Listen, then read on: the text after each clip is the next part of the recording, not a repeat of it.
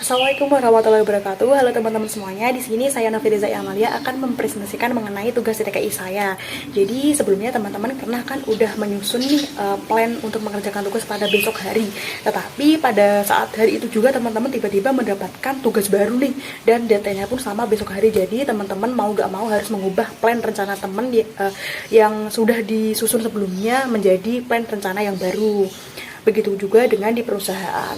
Oke, kita masuk ke pembahasan intinya. Jadi tugas saya di sini, penelitian saya berjudul usulan plan produksi bulanan untuk mendukung sistem produksi just in time di PT Trimitra Marganda Unggul.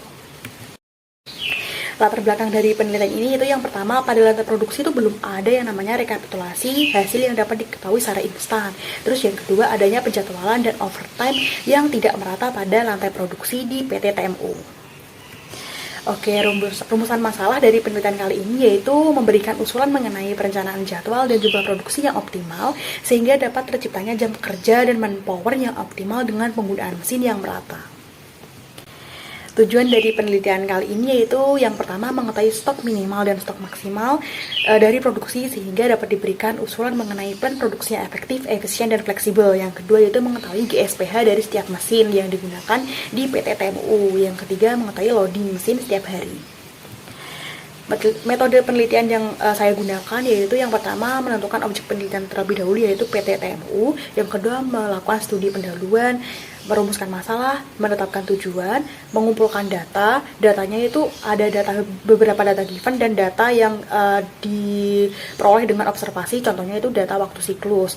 Satunya data waktu siklus tadi kita uji terlebih dahulu, uji keseragaman dan kecukupan data. Apabila lolos maka bisa lanjut ke tahap selanjutnya, apabila tidak lolos maka harus dilakukan pengumpulan data kembali. Selanjutnya itu dilakukan pengolahan data, selanjutnya melakukan analisis hasil dan menarik kesimpulan serta saran. Dari hasil dan pembahasan dapat diketahui bahwa waktu siklusnya itu tidak ada yang melebihi batas kontrol atas maupun batas kontrol bawah, sehingga dapat ditarik kesimpulan bahwa data dari 8 mesin tadi itu seragam dan uji kecukupannya terpenuhi.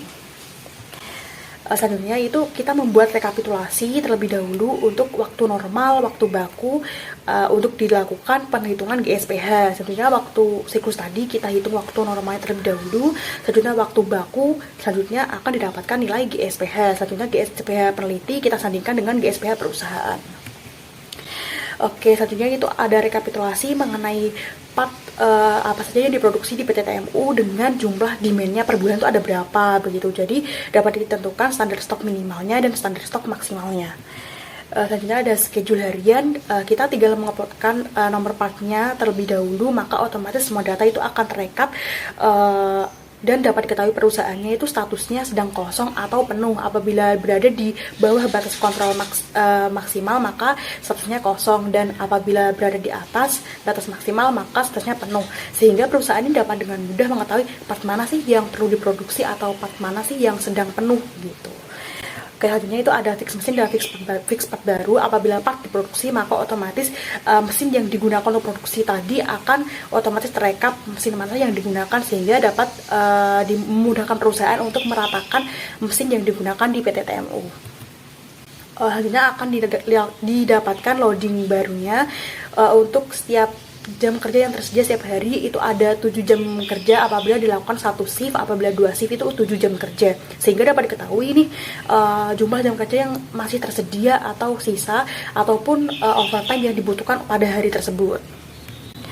Selanjutnya ada grafik loading mesinnya. Ini dapat diketahui bahwa yang kiri dan kanan itu memiliki perbedaan karena adanya perbedaan GSPH tadi. Jadi dapat diketahui pada loading baru nih lebih sedikit overtime yang digunakan. Berdasarkan informasi dari setda.tegalkap.go.id, jadi UMR Tegal itu ada Rp2.145.12. Apabila diasumsikan jumlah biaya overtime itu 2 kali regular time, maka dengan 10 pekerja yang melakukan overtime itu perusahaan dapat menghemat hingga Rp10.487.869 setiap bulannya. Oke, sehingga dapat ditarik kesimpulan nih berdasarkan GSPH terjadi perbedaan karena adanya allowance dan performance yang rating yang diberikan oleh perusahaan itu berbeda. Tentunya plan produksi model baru itu dapat dijadikan sebagai sumber informasi oleh pekerja sehingga dapat ditangkap informasi secara cepat. Perusahaan dapat menghemat hingga Rp 10 juta rupiah per bulannya. Oke, demikian presentasi yang dapat saya sampaikan. Kurang lebihnya mohon maaf. Terima kasih. Wassalamualaikum warahmatullahi wabarakatuh.